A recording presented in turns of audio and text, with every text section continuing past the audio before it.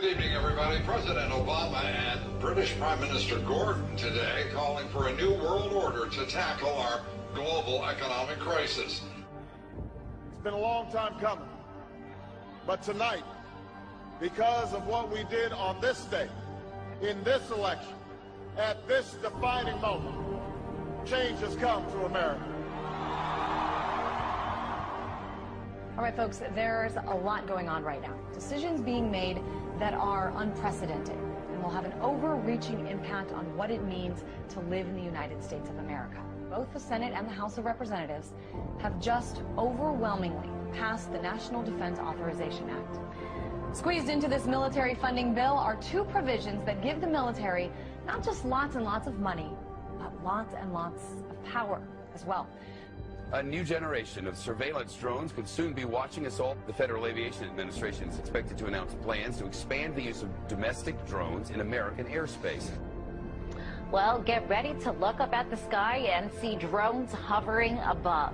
As of now, unmanned aircraft could only be used by military airspace and by certain law enforcement agencies. But this week, Congress passed a bill that would allow for commercial and private use of the drones. I have two words for you. Predator drones. You will never see it coming.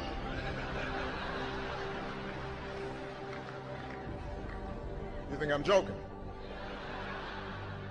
We're shopping and dining over Thanksgiving and maybe watching some football games. Big government Republicans and Democrats were busy shredding the last vestiges of the Constitution. Senators John McCain and Carl Levin want to enact a law that would declare the entire United States of America a battlefield for the military. They're talking about inserting the Army into domestic law enforcement. Senator Lindsey Graham, who supports this bill, says, quote, "The homeland is part of the battlefield, and people can be held without trial, whether an American citizen or not." The Department of Homeland Security buying ammunition, now looking to purchase another 21 million rounds of ammunition. This in addition, of course, to the 1.6 billion rounds that Homeland Security has bought in just the past 10 months. Now, to put all of this in perspective, the military used approximately 70 million rounds each year of the Iraq War. 70 million rounds in a war. If you look at what the Department of Homeland Security has been purchasing over the last year, it comes out to like 1.6 billion rounds of ammunition, more than 7,000 fully automatic assault weapons, 2,700 MRAP type vehicles, and now drones. Those are instruments of war. Department of Homeland Security's, who are they going to fight a war against? Something happened.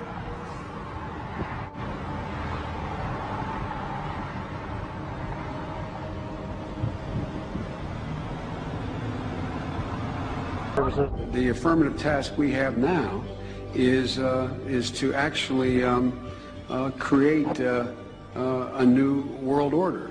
Important breaking news out of Boston. A pair of bombings rocked the finish line at the historic Boston Marathon. It was never meant that we would have this gigantic police force from the federal government. I mean, we had martial law up there. FBI and all these agents coming in and closing things down, going to people's houses.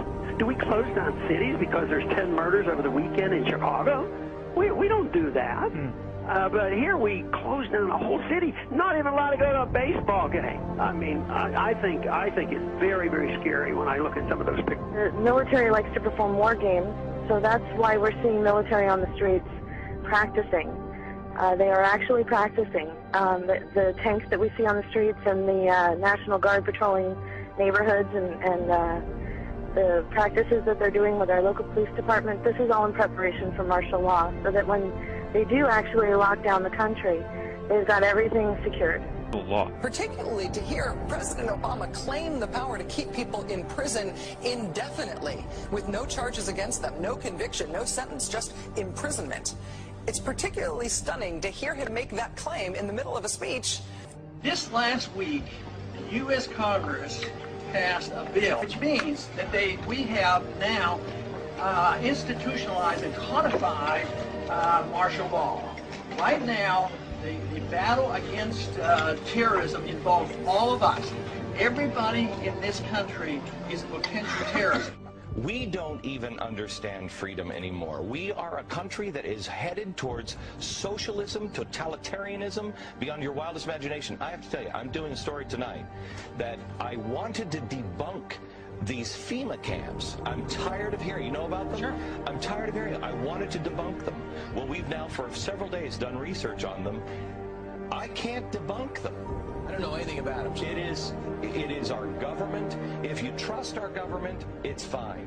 If you have any kind of fear that we might be headed towards a totalitarian state, look out, buckle up. There's something going on in our country that is ain't good. And they find a little red dot or a little blue dot on their mailbox, and they wonder what the little red dot and blue dot is.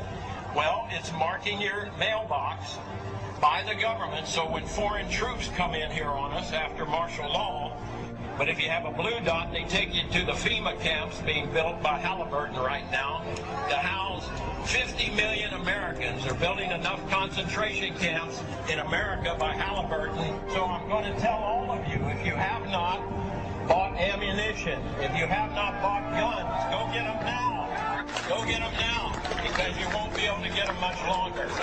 Change has come to America. Now we're seeing a complete totalitarian takeover of the United States of America. And we've been talking about this for years now. This is the police state. This is the police state. This is what a total breakdown of our society looks like. But we're seeing all of this intensify. This is all intensifying around the Second Amendment. Should we be able to own guns or not? Let's take guns away from the people. These are very big, very hardcore issues. No matter what your purpose is, you must leave. If you do not disperse, you may be arrested and or subject to other police action. The use of riot control agents and or less lethal munitions, which could cause risk of injury to those who...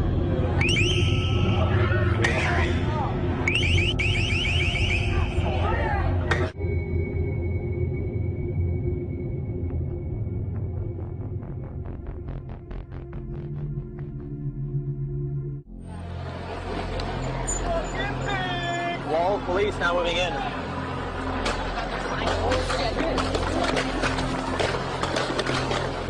City of Pittsburgh Chief Police, I hereby declare this to be an unlawful assembly. I order all those assembled to